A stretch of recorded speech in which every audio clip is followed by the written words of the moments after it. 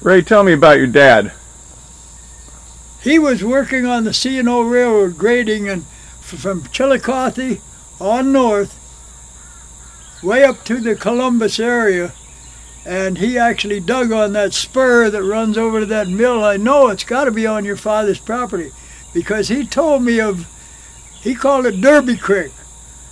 And I studied the map and years later, and I got Darby Creek. And there's two tributaries that come together and then they join and they run into the Scioto. But Dad was a hell of a man, no education, but one of the best steam engineers. He could tear a steam piston apart, repack it and make it work. Shovels, cranes, dozers, you name it, he did it. Now, he was Mohawk. Yes. Well, he had see, my grandmother, he would be 1/8 Lenni Lenape, too. She was quarter blood Lenape and 3/4 Mohawk. Her mother was Lenape and Mohawk. The Mohawks went down into that country, and Mohawks, they must be horny bastards, but anyway, the grandma was quarter Mohawk, quarter Lenape, and they called it Delaware, and I despise the term, the children of Lord Delaware. Son of a bitch was never here.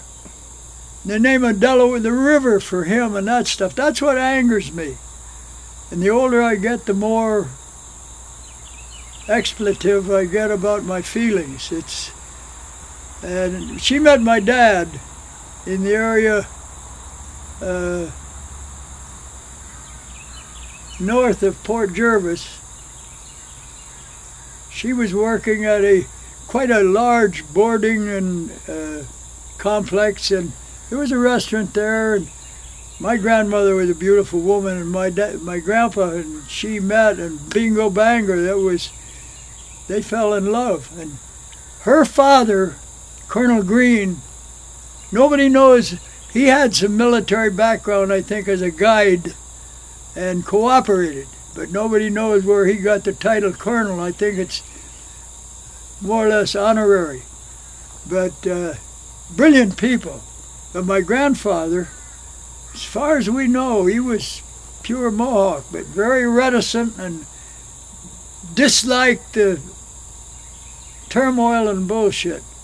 Now, when did you move to Tunkhannock? Were you born in Tunkhannock? No, my birth certificate is a lie. I didn't have a birth certificate till so late in World War II. I had to have one. And I settled for what I got. And I have the old original thing from my doctor. He says, though I did not attend the birth, and he didn't. I was born up off the reservation, but in New York. And things were tough. My dad wanted to go back to nature and hunt, fish, trap, and guide, and survive, and give up his work railroading. He ran the biggest bull moose engines, Baldwin, Lima, Hamilton, big bastards, and I had two uncles that were accredited fine engineers on the Lackawanna, the Erie Railroad, running the biggest locomotives that existed. And really, it's tragic, the things that happened, the way our family deteriorated. Well, how did you get to the Bissell farm in Tunkhannock? My father accidentally met a Dr. Bissell. He was fascinated, and my father made an impression on him. And he told my father he had an opportunity for a resident farm manager. And then there was supportive reason for my dad being there, was the sand and gravel pit down at Stonecrest. That was quite an operation. There was a demand for concrete and gravel of any mix. But we got the opportunity to move there, and we moved from the Wyoming Valley up there, and my dad managed that farm, walked to the quarry, sand pit, and ran his shovel. It was an old steam-powered, I don't remember the manufacturer, but it was a real good type of steam-powered crane, shovel front and clam bucket and back. They never had backhoes at that time. Sounds like a Bucyrus, maybe. It was a Bucyrus, I think, one of the earliest Bucyrus Eries.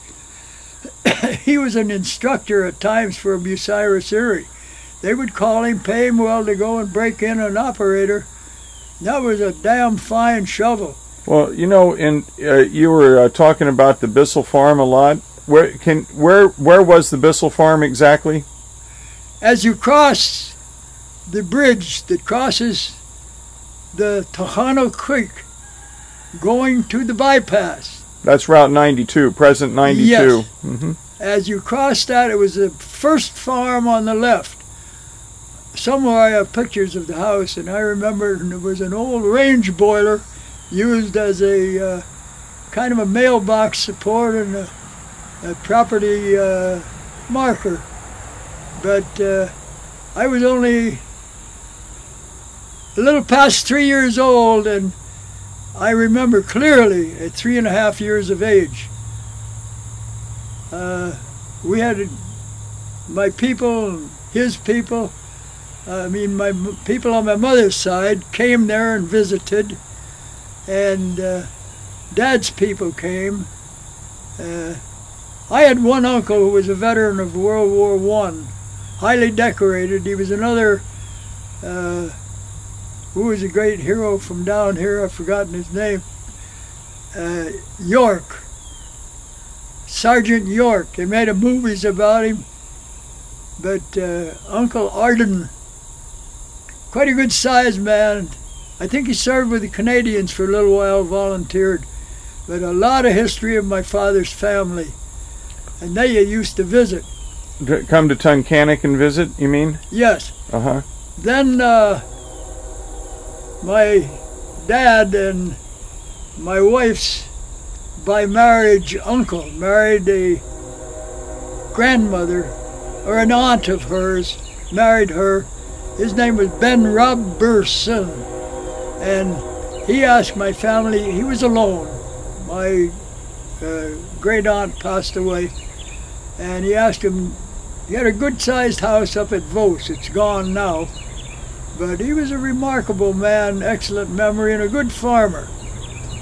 When you were a young boy, do you remember the main bridge, the covered bridge across the Susquehanna? No, that collapsed in a flood before my time. The first bridge that I remember there was the iron bridge that they tore down to make the present spanless, no superstructure, a new design of bridge, supported by tremendous poured concrete beams, and a remarkable part of bridge construction. That's the first bridge was steel bridge, common all over the United States, made by the same fabricator and manufacturer. Bethlehem Steel designed and produced a lot of bridge sections, and it became rather standard. Spacing of the piers and the superstructure. I used to run across the superstructure. One time the wind was blowing downstream and I'm leading into the wind, and the wind quit. And I dropped down and grabbed the beam. Well, that slowed me down. But my tracks were all over that bridge. I loved that bridge. Jumped from the top into the water. It's quite a long ways down, about 90 feet. And you hit it with a kerwallop. But we moved up to Vos, up at my great uncle's property. Lived there considerable time. I went to Brookside School. Mrs. Jessie Gay, Charles' wife, wonderful lady,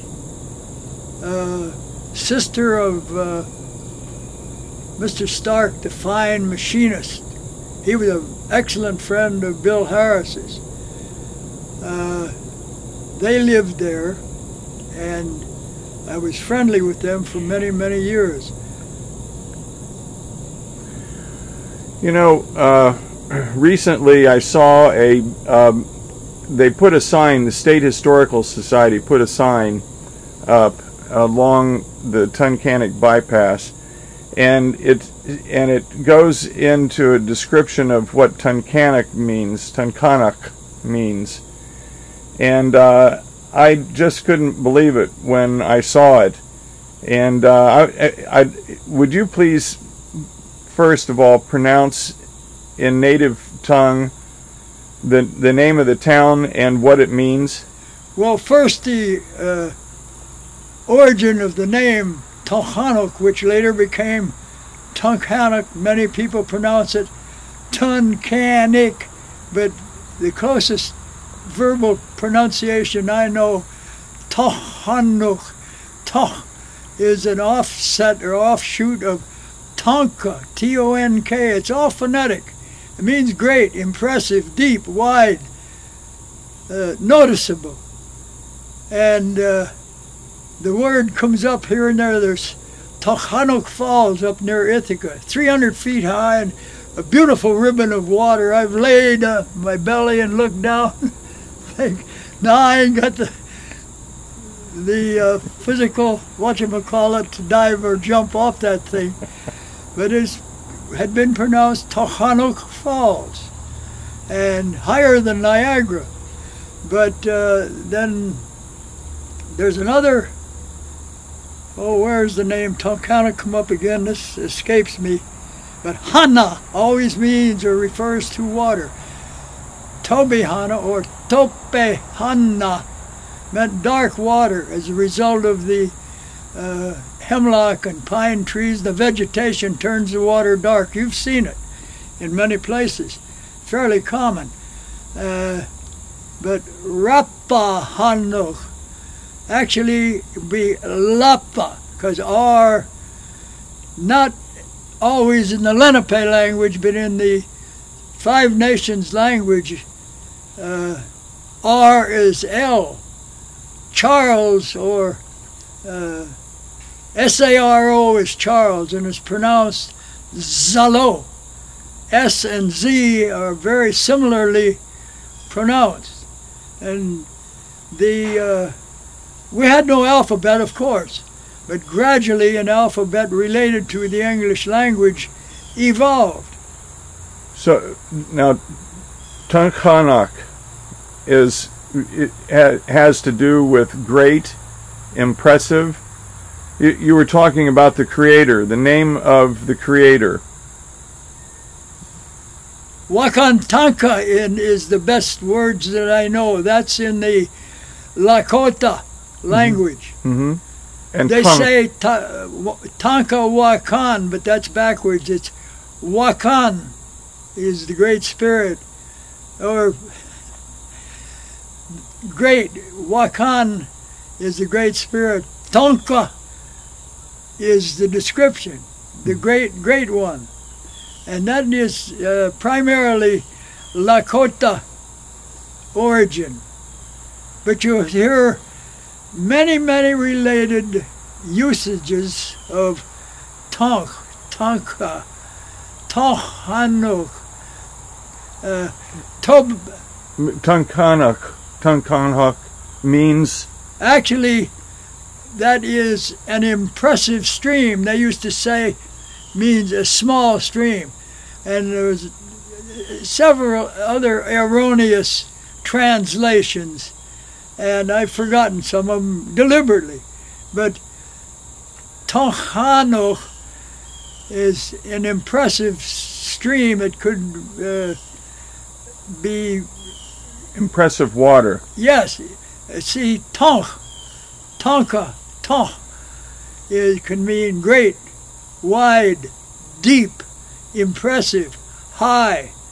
It's an impressive, a very versatile word for describing an impressive situation.